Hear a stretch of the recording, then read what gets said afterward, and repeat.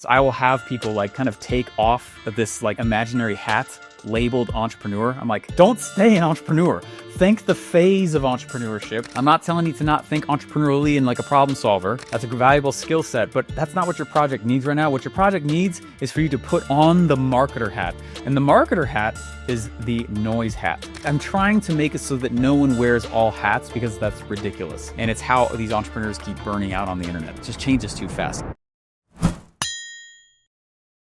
One of the biggest reasons why it's so hard to be successful on the internet today is because of how many roles we ask people to actually become good at. You know, if I go work for any kind of corporation or some kind of traditional job, I have a very specific dedicated role and I'm in a big business. But we are the only space that tries to have the exact same person be an entrepreneur and a marketer and a funnel builder and a business owner. And it's like, those are 4 different roles and they're completely different skill sets, mindsets, and frankly, responsibilities to a company. And so I find that one of the biggest reasons why people struggle and frankly fail in this world, they don't understand the difference between those hats. And because they don't, it's this constant barrage of competing to-do lists, right? So in this video, I'm going to go through those 4 separate roles because too many people have somewhat of a fetish with the entrepreneurial hat and they wear it forever. Entrepreneur is a verb, not a noun. Let's just write these roles down right here and what they all mean individually. All right. So what is an entrepreneur, right? Entrepreneur. Now that I'm actually being on camera right now, I'm going to spell this completely wrong. Entrepreneur. If you know the right way to spell entrepreneur, because I don't, put in the comments down below. All right. So we got entrepreneur, then we got marketer, then we've got funnels, right? And then we've got business owner. Now, let's just ask let's just ask about each one of these roles one by one. All right. What is an entrepreneur in the business of? An entrepreneur is in the business of finding and solving a valuable problem. Recently, we're checking out the grocery line with my kids and we're at the grocery line and, at the end of the grocery line, there's that person putting the stuff in a bag, right? They're like paper or plastic, all that kind of stuff. And I noticed my daughters looking at this guy because he was a little bit older. And as we got into the car, I said, do you think that guy wants to be bagging groceries? And they said, well, I don't know. And I said, well, how about this? Is that guy solving a valuable problem for us?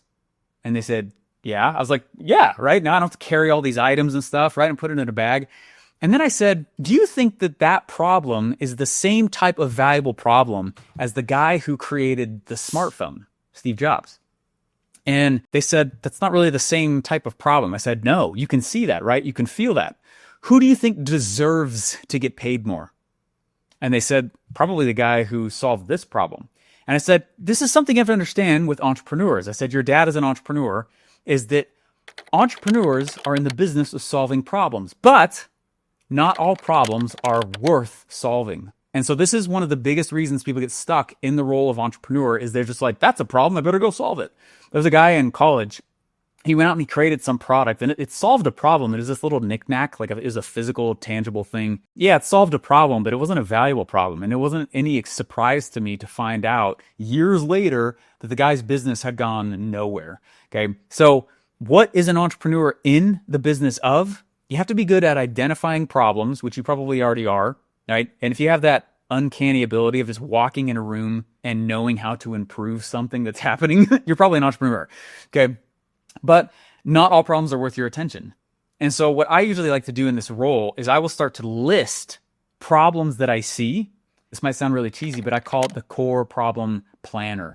And I literally write down all these problems that I see. And then right next to it, I'll start guessing the value of solving that problem. Like, oh my gosh, if I was to solve that problem, that could be worth a little bit. Oh, wow, this problem right here, that could be worth a ton if I solve that problem. Not all problems are worth solving. And it's one of the biggest reasons people's businesses struggle is that, yes, they created a business, but they created a business around something that frankly isn't valuable or is something that people aren't rushing to pull their credit card out and make a purchase. So let's write these down then. So an entrepreneur is in the business of finding, which means you might need to hunt a little bit, finding and solving a valuable problem. I got D's in all English and you're going to be able to tell. Right? Okay. So that's all an entrepreneur is in the business of. So now think about it. How many of us have created a product or we solved a problem, but we made no money from it, no money at all? That happens all the time. I personally went through 34 product failures before I got one to actually work. When I look back on those 34 failures, it's so funny because I look back on it and I'm like, oh my gosh, actually, if I look at this, I actually could check the box on the role of entrepreneur every single time. What I was creating was actually a good product. That wasn't the issue. I can look back across all 34 and be like, that was a pretty good product. That was a pretty good offer. That wasn't the problem. And most of the time, what I see in these businesses that I'll go and I'll do audits on, these clients and people I'm looking at, they're right. They did find and solve a valuable problem, but it's just sitting on the proverbial shelf collecting dust. We have to understand is that the entrepreneur role is not the money role. To be an entrepreneur and remain an entrepreneur is actually to remain broke. So the next role is the role of marketer. And this might be like super cheesy, but literally in events, I will have people like kind of take off of this like imaginary hat labeled entrepreneur. I'm like, don't stay an entrepreneur. Think the phase of entrepreneurship. I'm not telling you to not think entrepreneurially and like a problem solver. That's a valuable skill set, but that's not what your project needs right now. What your project needs is for you to put on the marketer hat. And the marketer hat is the noise hat. Again, let's ask the question, what are marketers in the business of? Marketers are in the business of attention getting, right? They get attention, they create noise. They're attention getters, and they measure the attention only in leads. Measured in leads. That is the only way to measure marketing. And I have ruffled the feathers of a lot of very big people with this definition of marketing. It took me years to come up with this definition of marketing because think about this. This video right here that you guys are watching right now. If I was to put this video out and at no point ever does anyone at any time raise their hand and go, Steve, can you tell me a little bit more about your products? Then this video is not marketing. It's just content. And that doesn't mean there's no value in it. But what I'm starting to see, and this happens all the time with the people that I coach and consult with, they will literally sit back and say, oh, we're marketing right now. I post on social media. I post on Facebook. Yeah, I create some videos sometimes and I put them out. We're doing marketing. And then I'll ask them, how many leads are you getting from that? And they'll go, well, we got a lot of likes and there's people commenting on it. And I'm like, how many leads did you get for your product from those videos and those posts? And they start to get a little uncomfortable. They're like, like maybe none or maybe like one. I was like, then what you put out wasn't marketing. It was content, but it wasn't marketing. So I'm not saying that it's not valuable to not grow big channels and stuff, and that's great. But the only way to measure marketing is with lead gen. And this is actually a very freeing, very, very freeing definition of marketing because it lets us focus only on a certain set of tasks that we can use, put on the internet and do with the internet to actually get leads for our business. There's a time I didn't understand this principle. I'm literally teaching my own definitions from my own years of pain. I've been doing this for 11 years now. And we used to take a single video and we would repurpose that video to 17 platforms every day for 2.5 years. It was back in the era of the internet, like pre-2020, where you could just kind of be everywhere and just be omnipresent.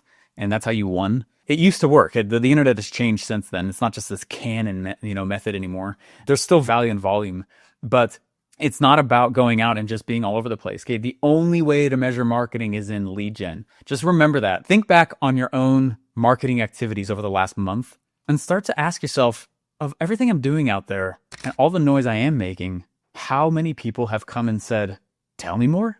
Tell me more about your product. Tell me more about your product, your solutions, your service. If no one's doing that, then you're creating content, not marketing. And if you disagree with me, let me know in the comments down below because I'm happy to talk more about this, but I will die on this hill. Here's a classic example, man. I had this amazing, incredible social media manager 3 or 4 years ago. Great guy. And I'm not bashing him or his character at all. But if you're a business owner, you probably have run into this. I was talking with him and I said, hey, how's our social media going? How's it going? And he goes, great news, Steven. Our social media engagement is up 1,000%. And I was like, cool. Where are the leads? And he goes, well, maybe they're on the way, but our social media engagement's up 1,000%. I was like, who cares? As a business owner, I need to be very cash motivated and cash focused. Otherwise my business dies.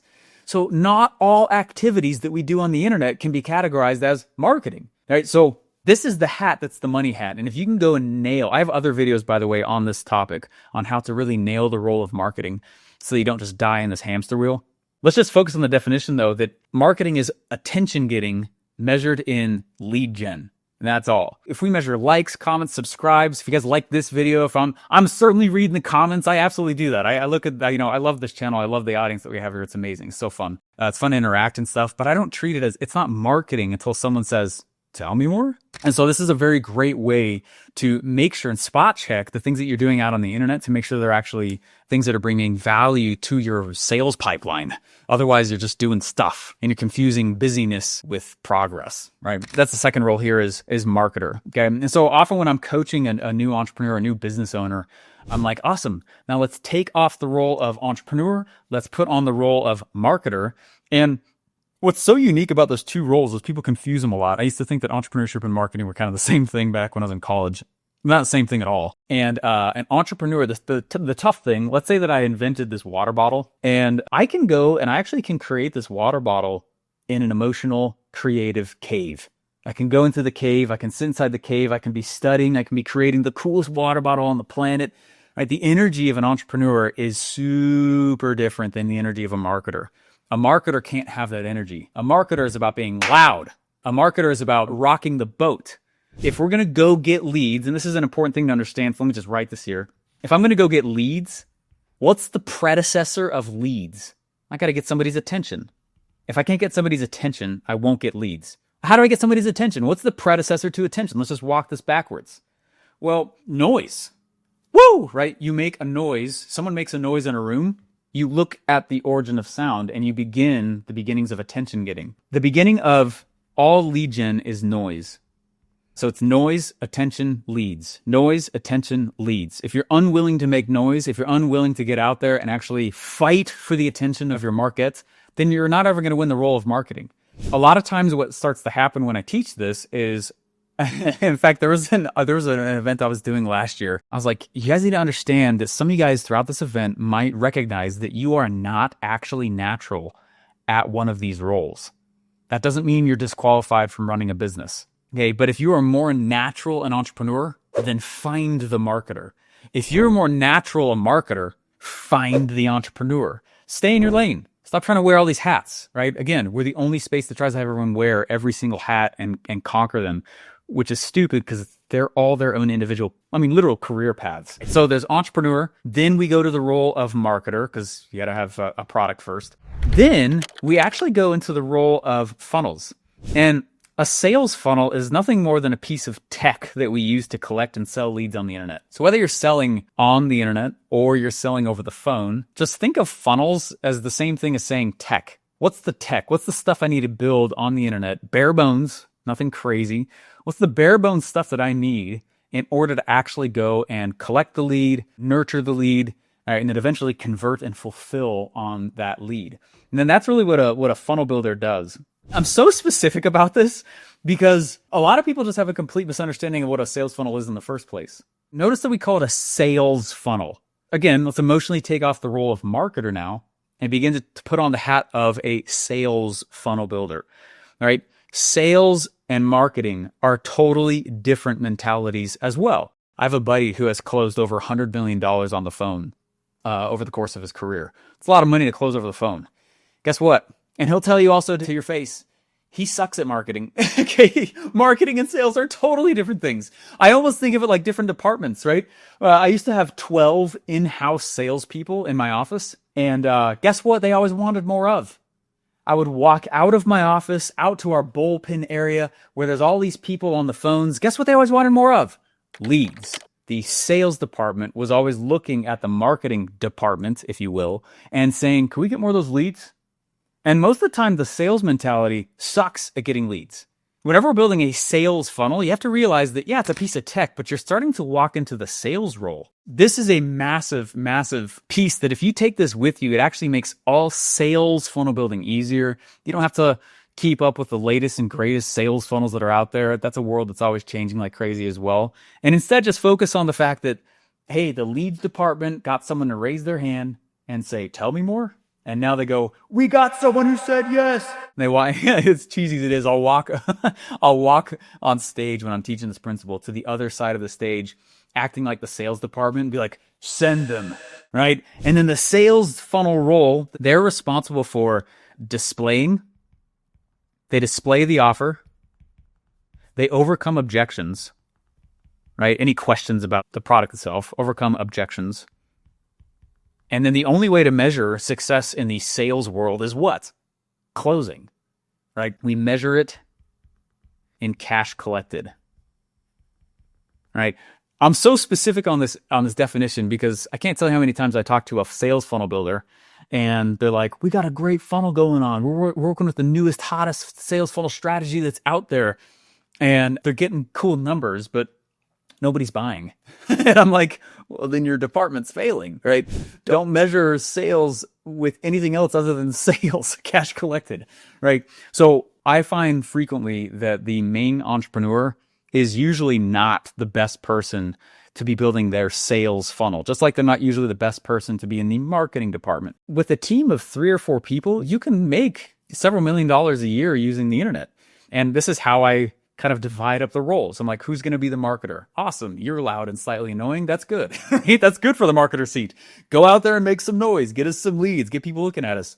Who's the techie nerd? Oh, sweet. You're going to be the techie nerd and you've kind of got the integrations thing. Go figure out the funnel part, right? Go figure out more of that. And they're like, awesome. Who's kind of the entrepreneur who had the original idea? Oh, that's you over there, right? And even if it's maybe just like 2 of you, I'm trying to make it so that no one wears all hats because that's ridiculous. And it's how these entrepreneurs keep burning out on the internet. Okay, it just changes too fast. So you have to look at it this way. So once we have graduated, this is how I look at it. First, I'm wearing the role of entrepreneur. Then I'm going to the role of marketer, and then I'm graduating. It's progressive. Then I'm graduating. I'm going on over to the role of sales funnel builder. And once my sales department is starting to collect some sales on the internet, whether that's on the phone or with a piece of tech, all right, now I get to ascend to the role of business owner. Okay, and what is a business owner in the business of? I used to think that an entrepreneur and a business owner and a founder and a CEO was all the same thing. And you might as well. Let me know. There was a dude that was interviewing me on LinkedIn. It was some podcast he had. And I get on a lot of interviews, but I wanted to look him up before he interviewed me. So I go on his LinkedIn and I'm looking on his LinkedIn and like, no kidding. And you see people mess this up all the time. Literally on his LinkedIn profile, he had, I'm the founder, president, CEO, chairman of the board, like entrepreneur, original creator. And it's like you're saying a gazillion different roles and that they are different things, right? And they don't all matter at the beginning of a business. And I also was like, there's no way. This guy's a team of one. He's not wearing those hats. That's insane. He doesn't understand the difference between those. So that's why I'm going deep into this. What is a business owner in the business of? Well, to really understand this, you actually have to understand the 4 functions of all business. I don't care if you're online, offline, if you sell high ticket, low ticket, digital, physical, it doesn't matter. All companies, at least in the terms of revenue generation, require these 4 functions, if you will. The first function is a leads function. Okay. Do you have systems around leads? After that, this is going to sound really silly, but just stick with me on this because this is 90% of the time when I'm auditing, when I go and I start working with the companies, they have an issue with one of these 4 systems. Okay. So you're welcome for giving you 6-figure consulting right now. This better have earned a subscriber like. Even a middle finger in the comments. I'll take it. Just give me something, guys. All right. So first, these 4 systems, all right, there's leads. Then you have to be able to sell some of the leads that you've got. Then you have to be able to deliver what you sold. Then after that, there's resell/upsell. That's it. Those are the 4 core functions of every single company. Okay. Got to get leads, got to sell, got to deliver, got to resell, upsell. And that's it. So what is a business owner in the business of? System building. I don't like to say the word CEO. Most organizations aren't even big enough to actually have or need a true CEO in the traditional sense. So entrepreneur, marketer, funnel builder, business owner. What do you actually own? Unless you have these 4 systems documented in a way that you could go on vacation for 2 weeks and your company still grows without you, you don't have a business. You are the business. Okay. And this is one of the biggest reasons people start to burn out. They still personally have to show up every day or no leads come in. Uh-oh. Sounds like you're the system. Does that make sense? It's a core system. Unless they show up every single day, no sales come in. You don't own a system. The system is owning you right now. Same thing. If you don't have a delivery system, you are still sucked into the machine. And same thing with resell, upsell. And the reason why I go so deeply into this, I can't remember who the quote is from, but the quote is basically something to the effect of that you actually can't change a machine when you're still a member of it. You can't change a system when you're still a member of the system. So what a business owner does is it's all about delegating and elevating. How can I delegate and elevate while building these 4 core functions so that I train them to not need me? Otherwise, I don't own a business. I still am the business. Let's just write the definition down right here. So business owner is in the business of systems, and it's specifically systems / these core 4 functions that of all business. When you have these 4 core functions that can run without your direct daily involvement, I'm not saying you have to like walk away from it, right? I still keep my thumb on the pulse. I'm still checking in, right? Seeing if things are going on. But if literally the day-to-day cannot run without me, it means that I am the actual business. I don't own an asset. The business does not become an asset for the owner until you have these 4 core pieces. Just remember that. So wherever you are inside it, so in fact, I'd love to know down in the comments, let me know. And this is a totally safe space where tell me, are you still in the phase of your project or your business as an entrepreneur? Are you a marketer? Are you in the funnel spot? Are you trying to make the jump into the owner's box where you're an actual business owner and you actually own an asset, right? Or you just maybe just kind of confused. You're like, hey, Steve, that didn't make sense. Ask me, tell me about this or that. But this is one of the biggest reasons why whenever I'm going out and I'm training on this stuff, I just find that people just hear it and then they're constantly like jumping. They're like, oh, I got to go back because I haven't built any systems. I got to go back to the marketer role. And let me spend a lot of time here. Oh man, something broke, an integration broke, and I'm the only guy that can fix it. It's like, oh man, that's the welcome to burnout land. That right there is the recipe. That's literally the formula for how you burn out and die on the hill. And what a sad thing, because whatever you created is probably solving a legitimate issue. And so my plea to this community is that you build an actual structure. And I'll end just kind of with a story real quick, if that's all right. The awesome coach 3 or 4 years ago who was trained by some of Bruce Lee's top students. And he was working with me face to face, and we were standing face to face to each other. And he goes, I'm going to teach you real quick what your biggest problem in business is. And I said, weird. Okay. And we got like uncomfortably close, shoulder to shoulder, totally squaring off with each other. And he goes, what I'm going to do is I'm actually just going to fall forward, try to stop me without moving anything. He fell forward. He was a big guy and totally I fell backwards. I was like, where is this dude going with this? And then he goes, now what I want you to do is we're going to do the exact same thing. But what I want you to do is I want you to create a bunch of triangles with your body. I was like, what the heck is this dude talking about? And we stood face to face, and he had me stand, right? You see a triangle right here, right? With my wrist, my elbow, my shoulder. That's a triangle. There's another one right here from my elbow to my shoulder. It's kind of like my side right here. He had me separate my feet just a little bit so that my legs created a triangle shape. He created as many triangle shapes physically with my body as he could. And then he goes, check this out. He fell forward, and I'm not going to lie, it was spooky because the only reason I knew the dude was like even there is because he touched my fingertips right at his sternum. He even put his arms out. He was like totally spread eagle in it. Just like straight. It was the spooky. I wasn't pushing. There was no muscle. It wasn't like, I wasn't forcing at all. And he's literally like face to face, uncomfortably close with me. And he goes, this is why you're failing. You have a structure problem. You don't have the right systems in place. Look how much stress and pressure the structure can hold. You're not pushing at all. He goes, now what I want you to do, I want you to take your elbow and move it out 6 inches. And so I took my elbow, I moved it out 6 inches, and it was enough to break kind of the integrity of the structure, and I crumbled. And he goes, you have a structure issue. You literally are missing systems right now. And so you personally are like, holding it all up. And I'm so sick and tired of our internet marketing community and internet entrepreneurs celebrating burnout and hustle. Yeah, just got to get out there and hustle. Stupid. We have structure problems. We're not building real businesses. We're building little tiny promotions that have no structure. You can build the largest thing on the planet, huge skyscraper if you have a great foundation. Well, how do you lay a foundation? By building structure and then pouring it. Build it the right way with even just a little bit of insight on these 4 systems and these 4 different roles. And you're going to find yourself growing very, very quickly because you finally have leverage and you're not the leverage.